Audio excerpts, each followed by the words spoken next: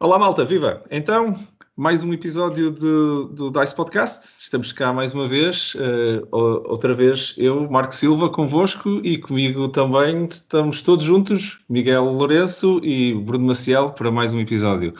Hoje para falarmos sobre sleeves, não é? Vamos lá ver qual é o racional por trás das sleeves. To sleeve or not to sleeve, é a nossa discussão de hoje. Bruno, Miguel, olá! Olá, Marco. Olá, Marco. Olá, Viva. Bruno.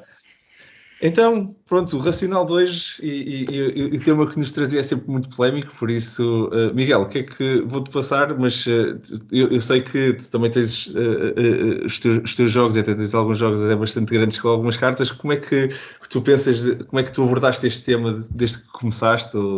Foi sempre um tema que tu pegasses, se livraste os jogos todos desde o início, ou era uma coisa que foi mais para a frente que tu começaste a pensar nisso?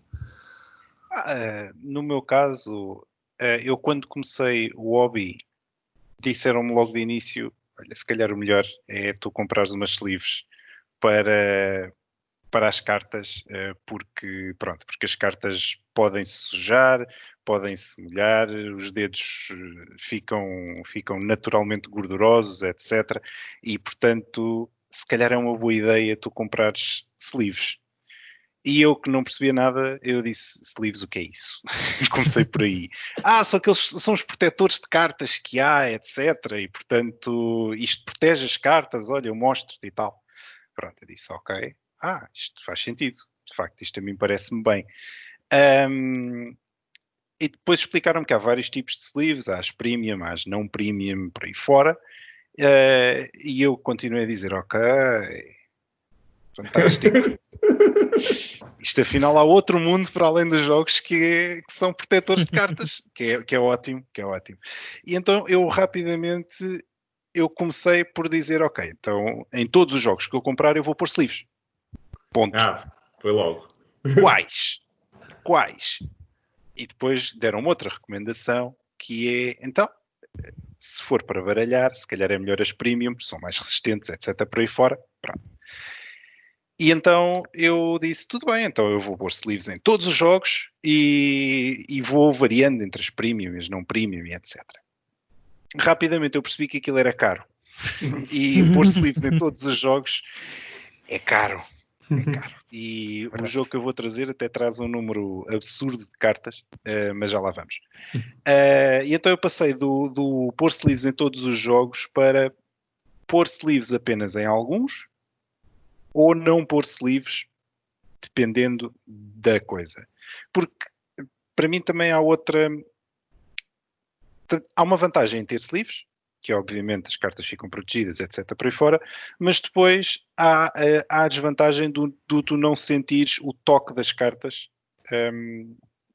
porque as cartas têm uma textura e por aí fora, e nota-se a diferença na qualidade das cartas de alguns jogos. É verdade. E, portanto, com sleeves é igual. Ser umas cartas XPTOs ou não ser, é igual. Tu estás a tocar nas sleeves. Criaste o standard nos teus jogos. Standardizaste a experiência de jogo. É tudo slivado e pronto.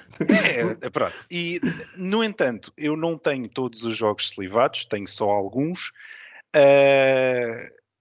Estou na dúvida se ainda vou investir em sleeves para os outros ou para alguns dos outros ou não.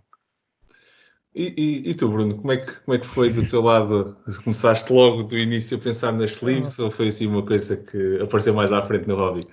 Apareceu mais à frente. Eu lembro perfeitamente, um dos meus primeiros jogos que eu tive foi o Saboteur, um jogo de cartas que usei muitas vezes, sobretudo no início, e que era jogado a toda a hora e em todo o sítio. E quando eu digo todo o sítio, na rua, em mesas de pedra. O que é que acontece? Isto passado 1 ou 2 meses de jogar de forma excessiva o jogo, tu olhas para as cartas e parece que vieram da guerra. E comecei não só a perceber que cartas que dizem qual é a tua personagem e que a tua personagem tem de ser secreta e que tem uma marca na carta, podes estragar completamente a experiência de jogo. E nesse jogo, o jogo está todo arruinado, apesar de ainda ir à mesa várias vezes, mas eu quero manter essa cópia para me lembrar de como começou. E foi a partir daí que eu comecei a pensar de que forma é que eu posso proteger os meus jogos de forma... Porque na altura eram 3 ou 4 jogos que eu tinha e de repente a coisa aumentou e muito. Mas o que é que acontece? Eu não fazia ideia de metade das coisas que existem no hobby. Não sabia onde é que se compravam, não sabia que tipo de sleeves é que existiam, premium, normais, tamanhos diferentes, etc. Então fiz aquilo que normalmente se faz na escola com os livros. O que é que se faz? Encaderna-se, não é? Plastifica-se. Então eu fui à loja do chinês, fui buscar umas películas e não só esse não foi o que eu selivei, porque esse aí já está arruinado. Mas por acaso o meu jogo preferido, que é o Dominant Species, não tem assim tantas cartas quanto isso. E eu fiz a experiência com esse. E disse, não, isto dá muito trabalho e depois as cartas, pelo menos as películas não ficam tão bem cortadas, umas ficam um bocadinho mais tortas. Epá, não, aquilo não correu muito bem e comecei a procurar. Comecei a procurar se calhar nos sítios certos, que era o que eu devia ter feito, que era no Board Game Geek, mas estamos a falar de há 8 ou 9 anos atrás, portanto já foi há bastante tempo. E depois comecei a perceber que existia também este mundo das sleeves. Ao início comprei o que era mais barato, era as normais. As normais, para mim, já não servem. Não servem, porquê? O intuito de proteger as cartas, para isso serve, não, sem dúvida. Agora, quando tu jogas um jogo com alguma regularidade, as próprias cartas ficam engelhadas, ficam feias, parece que têm ali marcas de uso. As sleeves começaram como uma necessidade e a necessidade não tem só a ver com a sujidade. Há uma coisa que me faz alguma confusão porque eu empresto os meus jogos a muita gente e deixo muita gente jogar os meus jogos, mas quando as pessoas baralham as cartas à casino e eu vejo as cartas entortarem-se todas, aquilo dá-me uma dor no coração. E ter sleeves evita um pouco isso. As pessoas não têm tanta vontade de baralhar dessa forma e acho que é muito mais fácil baralhar com sleeves. As premium, desde que eu as conheci, nunca mais as larguei, porque realmente tem um inconveniente. Se tu tens um deck, sobretudo de cartas pequenas, alto, aquilo parece uma torre de Pisa quando tu as amontoas. Tu tens que fazer 3 ou 4 stacks para aquilo parecer normal. De qualquer forma, eu comecei depois a ter esse hábito de sleevar os jogos e eu neste momento, sinceramente, já não consigo arranjar uma razão racional para eu fazer com todos os jogos. Eu, sinceramente, acho que preciso de uma intervenção. Eu chego ao ponto de, por exemplo, ter um jogo em que tem 3 ou 4 cartas, que é só os player aids, e eu vou comprar um pacote de 50 sleeves, porque não há menos do que isso, por causa desse jogo. E é terrível. É terrível porque custa muito mais o jogo. O jogo às vezes duplica de preço por causa disso. Mas para mim já faz parte do hobby. Eu quando vou comprar um jogo que tem cartas, eu já me vou informar quantas cartas o jogo tem, porque necessito. É uma coisa minha. As pessoas às vezes olham para mim porque veem os meus jogos todos slivados e às vezes de forma ridícula, como eu vos expliquei, 3 ou 4 cartas num jogo e eu também as tenho slivadas e realmente agora é um hábito e eu já não consigo largar. E até vos digo outra coisa, às vezes eu digo, ei pessoal, comprei este jogo, e o pessoal diz, ei, sexta-feira, pode ser? Vamos jogar sexta-feira. À sexta-feira eles chegam cá a casa e eu ainda não tenho o jogo slivado e eu digo-vos, vamos jogar este, não vamos jogar aquele. Então porquê? Ainda não slivei. Portanto, se não está slivado, o jogo não está pronto.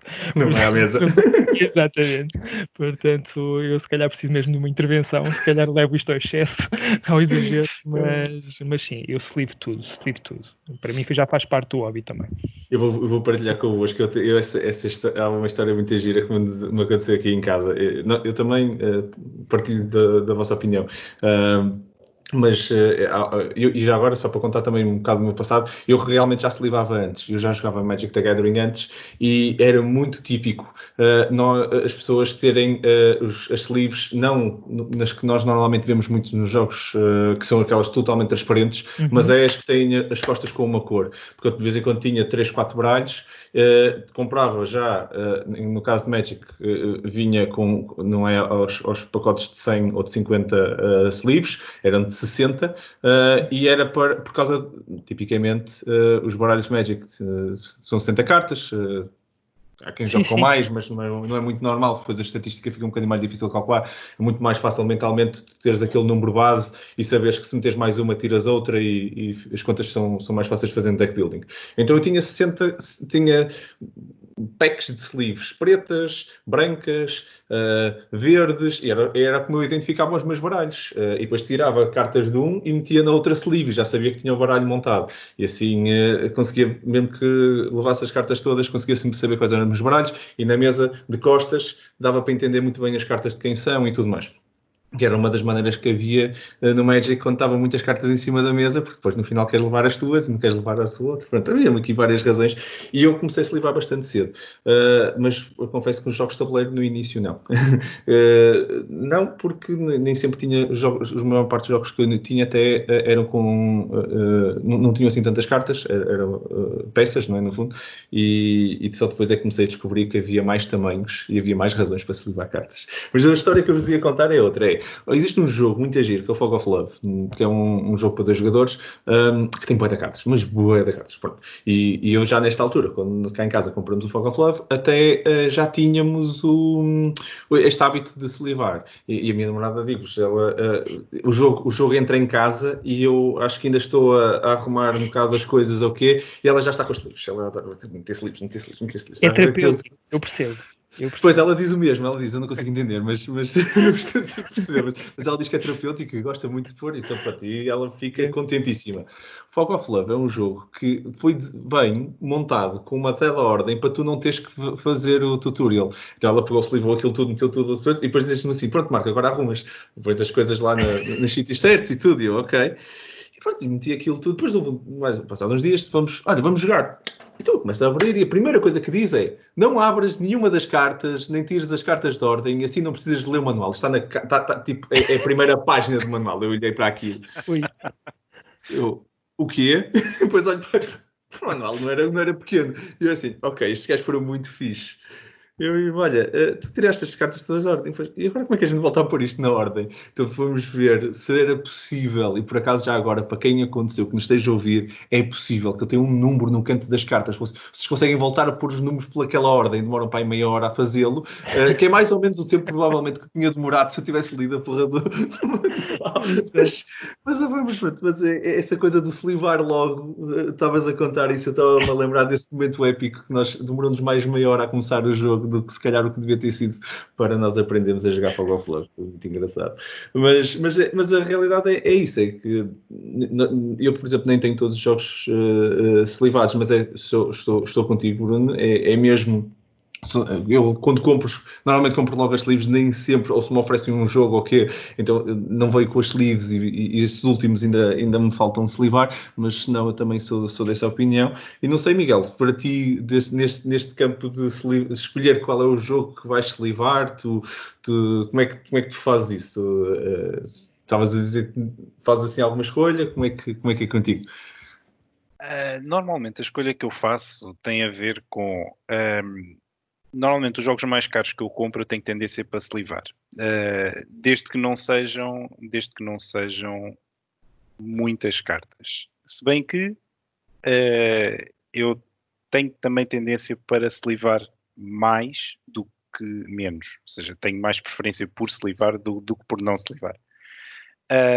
No entanto, conforme eu disse, ainda tenho aqui alguns jogos por se livrar e, portanto, acho que ainda vou ter que fazer esse investimento para alguns, sim.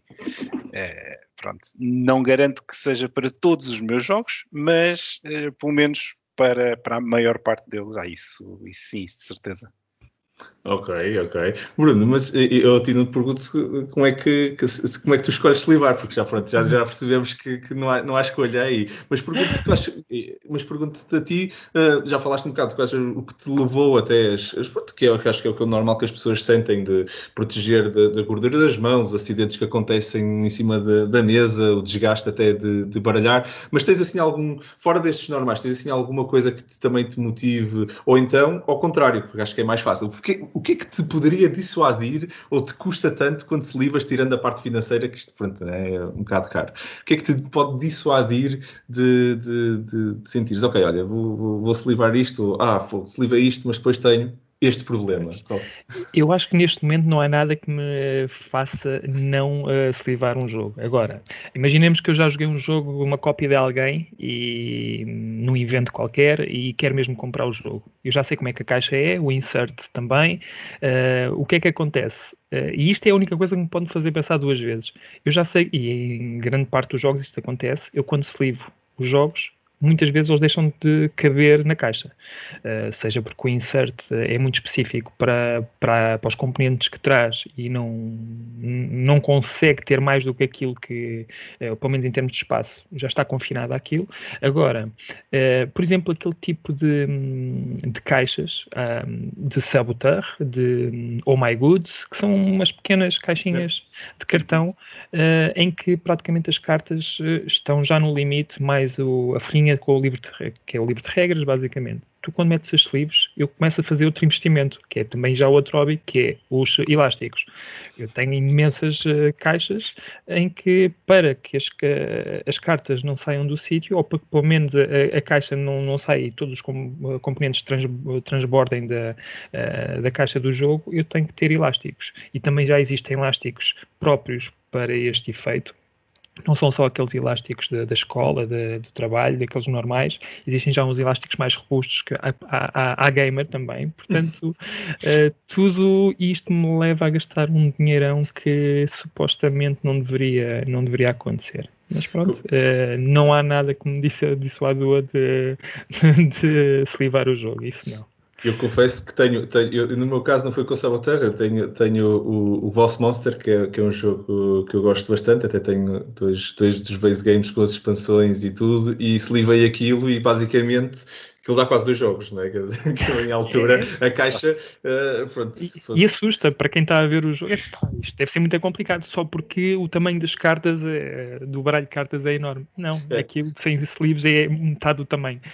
E depois na mesa, como tu disseste no início, também de vez em quando é chato, porque tens a pilha dos rooms, por exemplo, já tem que ser 2 pilhas, porque uma pilha sozinha basta abanar um bocadinho a mesa que fica... É a torre de Pisa completa. É verdade. Não há maneira, ainda para mais, se for aquelas premium lisinhas, viu, aquilo que queria escorrega, aquilo não dá para aguentar. Olha, e já agora eu queria fazer-vos esta pergunta, porque foi uma coisa que eu só soube há cerca de 6 meses atrás, de um jogo que nós já falámos aqui, o Dice Hospital.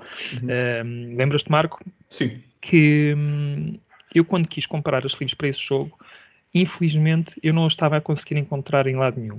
E eu fui à Arena de Vir aqui em Lisboa, porque poderiam ter lá ainda umas livros. E o que é que acontece? Ele disse-me que sim, para aquele tamanho, mas que tinham umas livros que eram anti-reflexo. Nunca tinha ouvido falar naquilo e comprei-as. Vou-vos dizer que aquilo tem uma pinta do caraças. São mate, são mais mate, são mais baças. Exatamente. Aquilo, lá está, isto também é um dos problemas das sleeves, eu não expliquei há bocado, mas quando tu tens as sleeves e estás com um candeeiro por cima, às vezes tens que virar a carta para perceber o que é que está na carta, porque o reflexo é tramado. Mas com aquelas sleeves, é uma maravilha. É uma maravilha. E o preço é mais ou menos idêntico das premium, porque aquilo é premium, só que tem um material que faz anti-reflexo.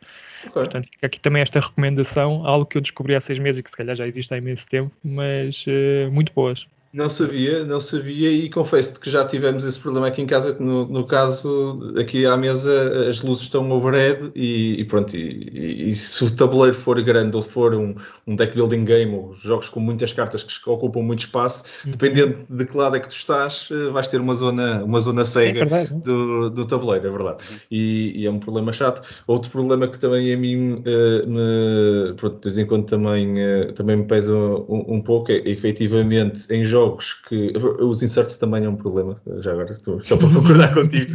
Sim. Mas em jogos que também vêm com algum desenho, por exemplo, eu lembro-me do Sheriff of Nottingham, que aquilo tem 2 pilhas, que até tem uma mecânica com as pilhas naquele formato, e vem com uma coisinha espetacular para meteres parte do insert, vai para cima da mesa, é um espetáculo, fica mesmo bonito. Slivas aquilo, acabou, deitou por terra, tens de fazer um 3D print para aí de um sítio para colocar, e depois tem alguma dificuldade. Em resposta à tua questão, o Dice Hospital realmente tem algumas cartas com alguns tamanhos diferentes. Eu felizmente até que eu tenho conseguido encomendar quase os tamanhos todos. Isto também é uma questão que eu até vou lançar para vocês, que é, depois vocês há várias marcas, não é? E marcas diferentes têm tamanhos diferentes para o mesmo tamanho. O American Standard, não é? O Standard americano, Sim, dependendo se é Easy Flight, se é whatever. Dependendo da marca que tu vais comprar, as diferentes marcas têm mais ou menos 2 milímetros, que fica mais snug, menos snug, mais certinho, aquele bocadinho quase que tem que fazer ali aquela forcinha que fica quase dobrada o plástico, ou então com alguma margem. Vocês ligam muito a isso? Escolhem as marcas por causa de serem mais snug, menos snug, ou são fiéis a uma marca que que vocês gostam e depois pronto, vão sempre àquela marca e coisa. Miguel, como é que tu te sentes quanto a isso? Nisso eu não sou nada fundamentalista, eu sei o tamanho das cartas que tenho para sleevar e vou à procura de sleeves para aquele tamanho. Agora, se ficam mais snug, menos snug, eu isso não tenho preferência, não é? Portanto, tanto faz. Se eu tiver uma sleeves premium que fica mais a ajuste, etc, por aí fora, ou outras sleeves premium que se calhar fica ali com 2 milímetros de espaço, que seja, eu vou pelo preço, e o que for mais barato é o que eu escolho.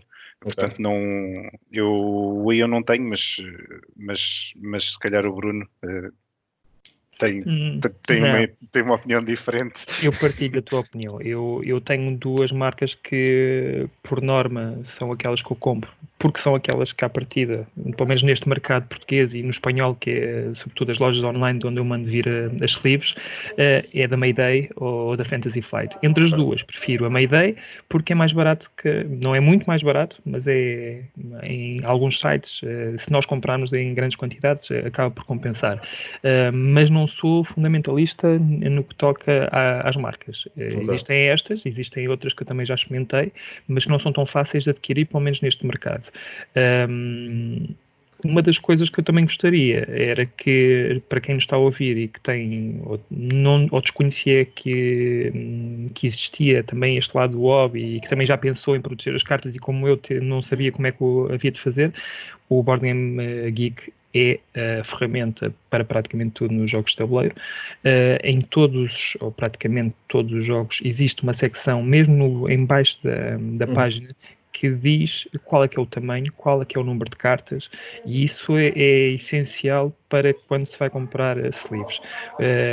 Uma das coisas que, por exemplo, eu não faço é, quando vou comprar um jogo, eu sei que tenho algumas sleeves da Mayday e sei que não tenho, pelo menos quando vou comprar, aparece lá disponíveis 3 pacotes e eu vou precisar de mais. Isso aí é algo que eu não faço, que é ter misturadas, porque o tamanho das sleeves ainda difere, nem que seja alguns milímetros, e que depois, quando estamos a baralhar, não fica tão bonito, não me sinto tão bem quando estou a manuseá-las, e se houver jogos em que o tamanho das cartas pode dizer que tipo de carta é que nós estamos a pegar, mesmo sejam cartas secretas, não é suposto nós sabermos o que é que está por baixo da carta, não é? É preciso também ter uma memória muito grande e fazer quase contagem de cartas, é verdade, mas eu prefiro sempre comprar cartas de uma marca para um jogo e não misturá-las. Sou igual mas confesso-te que no início, quando comecei a descobrir a questão das cartas mais snug, comprei alguns jogos onde baralhava muito e realmente aquilo mas há 3 níveis, não é? Está mesmo no tamanho certo, tem um bocadinho de folga, ou então está um bocadinho abaixo e aquela porcaria já dobra a sleeve. Se eu tiver que baralhar muito, os dois extremos sente-se. Principalmente o segundo, o último que eu falei, em que a carta, a sleeve está dobrada. E eu comecei a dar muito mais atenção. Se aquela marca vai-me dobrar as cartas, ou então vai ser, eu sei que vou ter que baralhar muito, eu digo logo não. Porque eventualmente vou-me chatear com aquilo vai estar, na realidade, a fazer força na sleeve. Já parti sleeves, não sei se, pronto, não querendo abrir mais um tema, mas já arrebentei com muitas sleeves com o baralhar. E posso-vos dizer que quase todos que rebentaram foi exatamente estas que estavam demasiado apertadas e que se eu tivesse escolhido a outra marca para o mesmo tamanho, para aquele jogo em particular, teria poupado. E depois, o que tu disseste é bem verdade, Bruno, que é, nesses casos, quando tive que comprar, para comprar do novo tipo, já não é comprar as 2 ou 3 que rebentaram. É exatamente comprar tudo e depois guardar aquelas à parte para outro jogo que há de vir, onde esta já é o tamanho recomendado.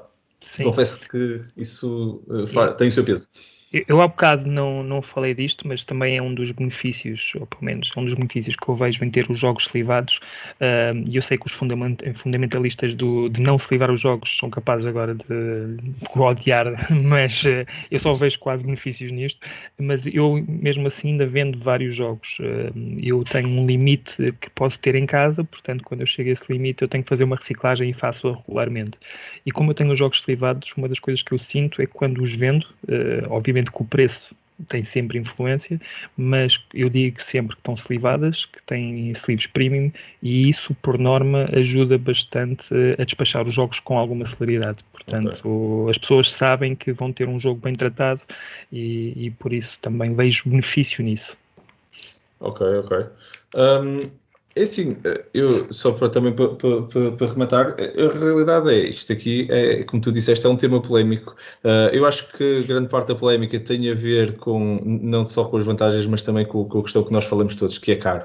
É caro nós fazermos isto e de vez em quando isto implica um investimento que pode ser ou não equiparável a um ou mais jogos que estão na nossa coleção. E acho que é isso que de vez em quando está a comprar sleeves ou está a comprar jogos.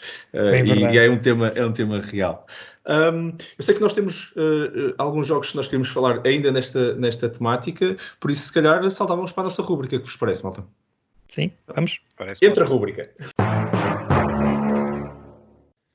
E cá estamos então, rúbrica. Vamos ver o que é que nós trouxemos de jogos. Miguel, queres começar tu? Que jogo trouxeste para nós neste tema dos sleeves e não sleeves? Eu trouxe um jogo com poucas cartas, cerca de 1000, que é o Seventh Continent. Número redondo. Então, pronto. Tem 3 zeros, por isso é pequeno, não é? Exatamente. O que conta é o número de 10, são só 3, portanto está tudo bem. Aliás, para ser mais exato, é um jogo que tem 962 cartas, ok? Eu é que arredondei aqui para as 1000, precisamente por causa da questão dos packs das sleeves, porque na prática temos que comprar 1000 sleeves e não as 962. Entrando no jogo, é um jogo de sobrevivência.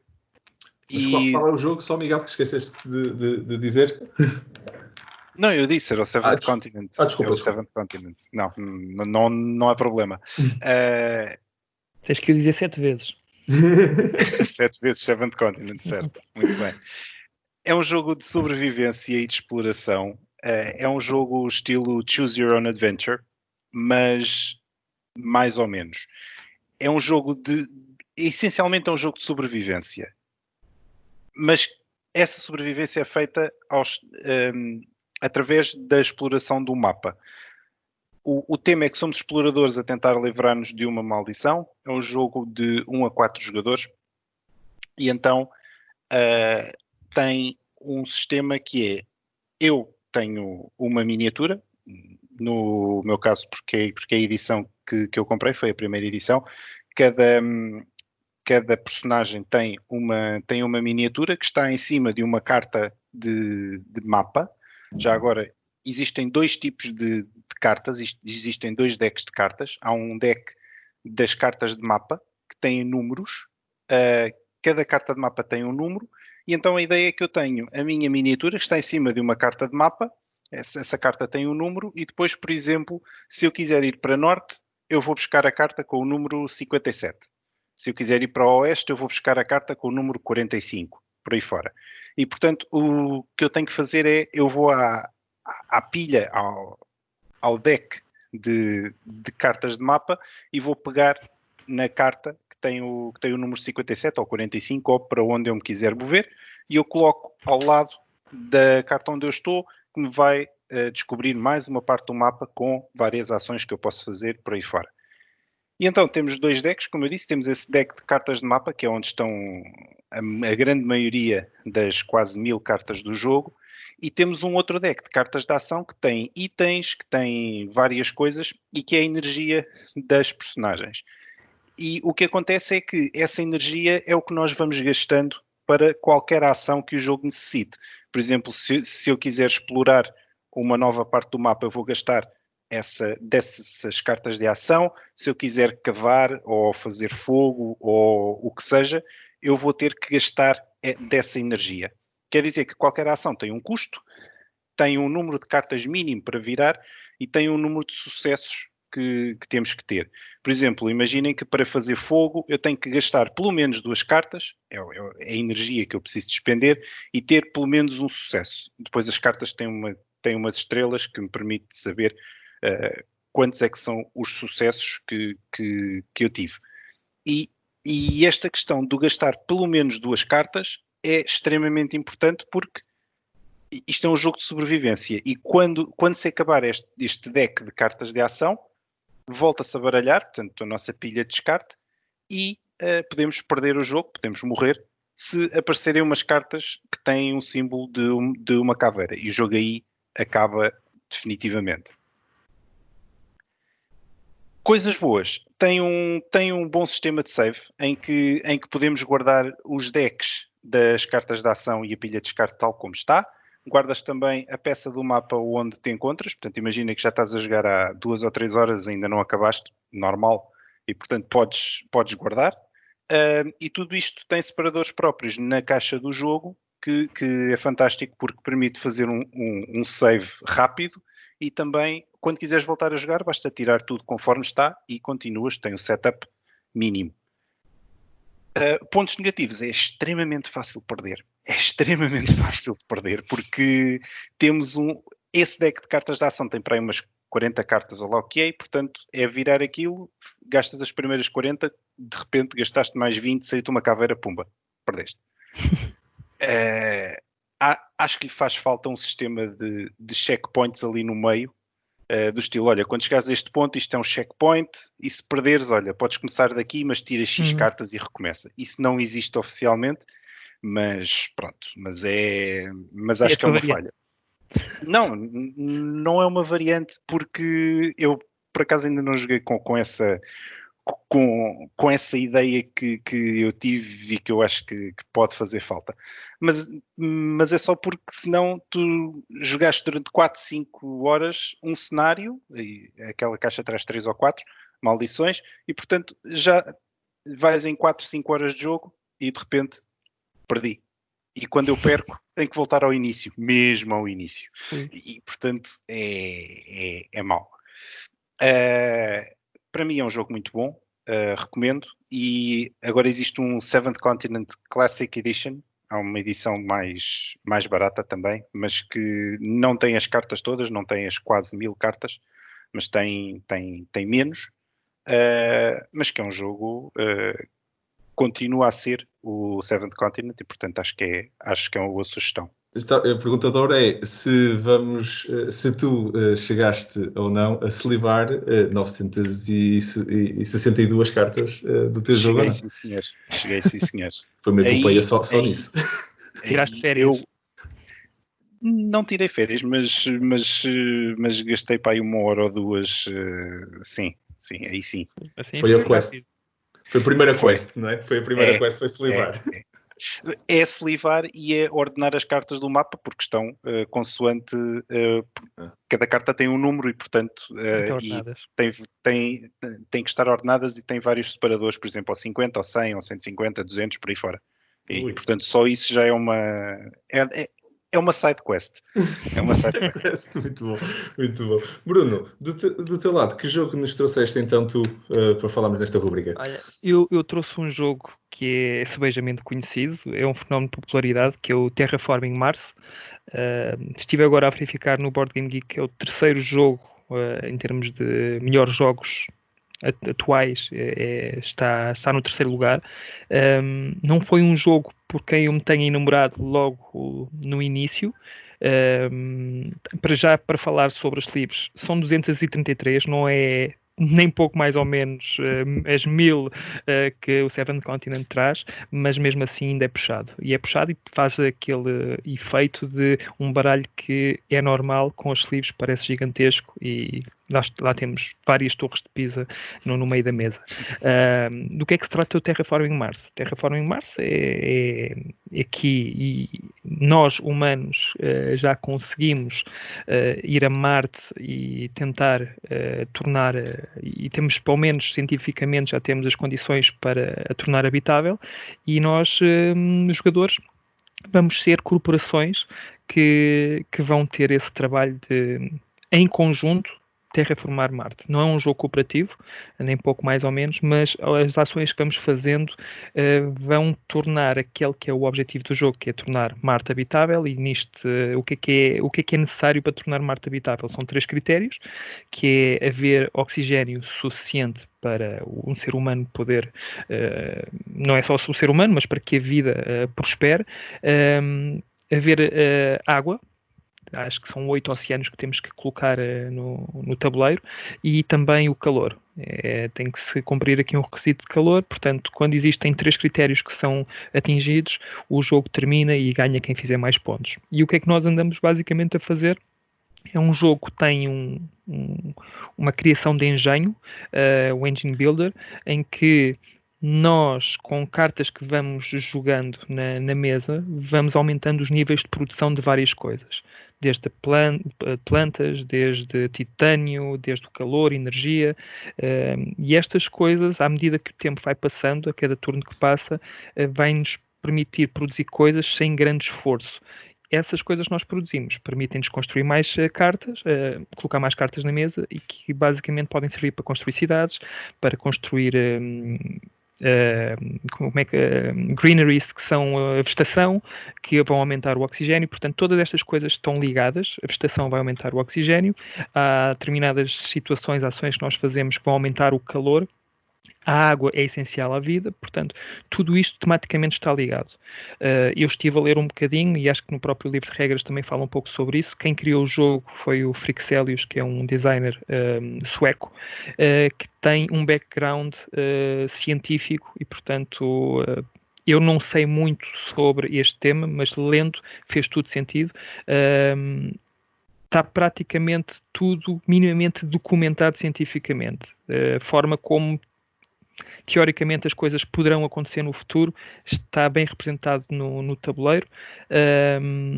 E é só para também dar aqui uma chega, o jogo não é na atualidade, é em 2400. Portanto, se estão a pensar que vamos chegar a Marte tão cedo, se calhar não é assim, não vai ser no nosso tempo de vida, mas é um jogo que tem um gameplay muito interessante. É um jogo que assusta porque tem algumas regras e tem uma temática que não é praticamente o tema típico para a entrada, mas eu já fiz esta experiência de colocar pessoas mais jovens a jogar, e acreditem que o jogo não é assim tão complicado. Eu estou a falar só do jogo base, não estou a falar das várias expansões que o jogo teve, porque agora parece que estão a ordenhar a vaca, porque é expansões, e enquanto der as pessoas compram, mas o jogo base já é por si muito bom. Pode-se jogar de forma assimétrica, pode-se jogar de forma em que todos nós tenhamos as mesmas habilidades e poderes. Eu prefiro jogar de forma assimétrica, em que cada um tem uma habilidade diferente. Tem um pouco de take that, há cartas que nós jogamos que prejudicam os outros, e vice-versa. Há aqui alguma interação, mas sobretudo a interação é na forma como nós construímos o mapa, e na forma como tematicamente nós estamos a ajudar a Marte a ser habitável. Há uma coisa que para mim me faz confusão, e faz-me confusão desde o início, que são os componentes. Para o jogo que é tão bom, os componentes são horríveis. E quando eu digo nos componentes, estou a falar do player board, parece uma folhinha um bocadinho mais grossa, não é um tabuleiro. As próprias cartas não são da melhor qualidade, pelo menos na minha versão, e a própria arte a mim faz-me muita confusão. Porque tanto podemos ter uma arte feita digitalmente por um artista, como podemos ter uma fotografia de um caniche. E isto acontece, é totalmente diferente, e retira-te às vezes um bocadinho, estás tão focado no jogo e de repente, mas que é isto? É estranho. Eu próprio, mas lá está, porque tive tempo, fiz uma versão em que utilizei os mesmos termos, pus aquilo em português, que é para conseguir chegar a mais gente, em que eu mudei a arte, obviamente com a arte da net, não fui eu que a fiz, em que pelo menos está mais... faz mais sentido. Tu passas uma carta para a outra e parece que é o mesmo jogo. E ali, às vezes, parece que te retira um pouco da realidade do jogo. Eu não sei se vocês já jogaram, acredito que sim, porque é um jogo daqueles que quase obrigatórios, e gostava de saber a vossa opinião, mas é um dos jogos que eu mais gosto e que vai muitas vezes à mesa, pelo menos. Este ano ainda não foi, mas durante o ano passado foi muitas vezes à mesa. Eu confesso-te, e já agora, pegando só no ponto, tu falaste de que até traduziste para ti próprio o jogo para passar isso, para quem nos está a ouvir e que possa não saber, no site o Miguel falou do Seventh Continent, esse foi um dos os primeiros projetos da DICE Cultural no nível de traduções, e fez um contributo, e a versão que está lá em português no site e no Kickstarter do Seventh Continent tem lá até mesmo DICE Cultural, foi um dos nossos primeiros projetos, e pronto, fica aí só para quem, se por acaso estavam à procura, vão lá ver e usem, porque isso foi um projeto da equipa, e é um projeto até que a equipa se orgulha bastante. Eu por acaso não tenho o jogo, o Terraforming Mars, e estava a falar há bocado com o Miguel, estava a dizer que tenho muita pena que ainda não joguei, já o comprei em versão digital no Steam, e até houve aí uma grande promoção numa altura, e até aproveitei e disse mesmo, quero mesmo jogar este jogo, e ainda não consegui levar, neste caso não à mesa, mas à mesa digital, mas se calhar temos que combinar depois jogarmos isso físico quando isto voltar. Exatamente. É mesmo isso. E tu, Miguel? Desculpa. Nada. Eu só ia dizer, eu do meu lado trouxe-vos também um jogo assim um bocado parecido, mas não sei se, Miguel, acrescenta tu, qual é a tua opinião do Terraforming Mars? Eu só queria dizer uma coisa muito rápida sobre o Terraforming Mars. Eu acho que é um jogo muito bom. Eu joguei-o 2 vezes. A primeira vez que eu joguei já era tarde o suficiente. Já comecei a jogar para aí à meia-noite, ou que foi, acabei era para aí 3 da manhã, e aquilo não me entrou. Não entrou. E eu disse, não, isto do jogo, não. Mas depois já joguei uma segunda vez e já há horas decentes, e eu já consegui perceber que sim, é um jogo muito bom, sim. Tem realmente esse problema dos componentes que o Bruno referiu, mas é um jogo muito bom, sim. Marco, força. Eu trouxe-vos o Dominion hoje, nesta ótica de se livrar ou não se livrar. Trouxe-vos um jogo que no seu jogo base são só 500 cartas, não é? Mas por acaso até fui fazer contas. Eu só tenho os 2 jogos base, e tenho a primeira edição dos 2. Tenho o Dominion base, First Edition, e tenho o Intrigue First Edition. E pronto, vou responder à pergunta que se calhar todos que nos estão a ouvir estão a perguntar: será que ele se livrou aquilo tudo? São 1000 cartas, sim, efetivamente. Tenho os 2 completamente slivados. Mas depois fui fazer as contas. Eu adoro o jogo. Aquilo é um deck building game que tem, basicamente, explica-se de uma forma muito simples. São 3 fases. Nós temos uma fase de ação, na qual temos uma ação e podemos jogar basicamente uma carta que temos na mão. Uma fase de compra a seguir, onde gastamos o dinheiro que possamos ainda ter na mão para fazer uma compra. E depois temos a fase de limpeza, em que basicamente descartamos as cartas todas que nos sobraram deste jogo, e vamos buscar 5 novas cartas. A beleza do jogo é isso, é que o jogo é todo feito com aquelas 5 cartas. Não é um jogo assimétrico, é um jogo extremamente simétrico. Todos começam com as primeiras 10 cartas iniciais, baralham-nas, e depois baralham, voltam a baralhar, e vão comprar cartas ao mercado no meio, e metem-nas no descarte, e continuam a baralhar. E o jogo todo é à base disto. A vitória do jogo é dada por um conjunto de cartas que nem sequer, a maior parte das vezes, não faz nada no jogo em si, a não ser que tenha umas ações especiais. Caso contrário, os pontos de vitória são cartas que estão a fazer, a prejudicar o jogo. Por isso, valem tudo no fim, são as únicas que valem, mas durante o jogo, se vos sair uma mão toda cheia daquelas cartas, vocês fazem um passo. E pronto, e acabou a minha jogada. Mas depois fui assim, eu tenho muita curiosidade, sempre que quis, e foi um dos primeiros jogos que joguei, por isso é um jogo que eu trago-vos com alguma paixão. foi dos primeiros que me colocou aqui no mundo dos jogos de tabuleiro. Um abraço à malta que se calhar não nos está a ouvir, porque muitos deles falam em inglês, mas foi quando eu estava nos meus tempos em Inglaterra, joguei mesmo muito este jogo e foram até as pessoas que me trouxeram isto. E um grande amigo meu, o Nelson, ele era português, ele é português, e depois o resto da malta não, por acaso, que era com quem eu jogava lá quando estava a viver em Londres. Mas fui ver o resto dos jogos que há. Isto é um jogo que o jogo sai com bastante regularidade, todos os anos praticamente pelo menos sai um jogo, ele já vai com 13 expansões, se contarmos com todas. Depois houve algumas replacement cards no total. Se alguém que nos está a ouvir tem os jogos todos, mandem-nos um e-mail só para dizer se vocês se livraram ou não. Se eu gostava, tinha curiosidade. Que são, se vocês tiverem, sem contar com os 250 replacement cards da primeira para a segunda edição dos jogos base, são 4.750 cartas, malta. 4.750 cartas. Eu até fiz aqui umas contas só para saber. Pronto, imaginar uns packs de 50 sleeves premium a 2,70€ que seja cada pack. Se livrar estas quase 5.000 cartas, ficaria por 256,30€. Ui. Isto era quanto que isso dá? Tens noção que neste momento a pessoa que se livrou as 4.750 cartas há de estar a pensar o que é que eu fiz à minha vida? Caiu da cadeira. Nunca ter comprado um carro. São quase 270€. Se livrarem as 5.000, isto é, se livraram todas as que já vinham, mais as replacement cards e tiveram todas as expansões, incluindo a que saiu este ano, são 5.000 cartas e fica nos 270€. É realmente, na ótica do quanto custa realmente se livrar a cartas. São jogos que, dependendo das expansões, há expansões de 150 cartas, há expansões com 500 cartas, tantas quanto o jogo base, que também já agora, uma coisa assim um bocado, tipo, a expansão a expansão nunca traz a parte do jogo base, que são bastantes cartas, que são os dinheiros, as cartas de vitória. Estas cartas todas são essenciais para jogar, tem que entrar em todos os jogos, mas depois o resto é montado com as cartas de ação, ou defesa, ou as cartas adicionais que o jogo traz. Por isso este traz tantas cartas quanto o jogo base de cartas adicionais. Por isso é assim uma coisa brutal.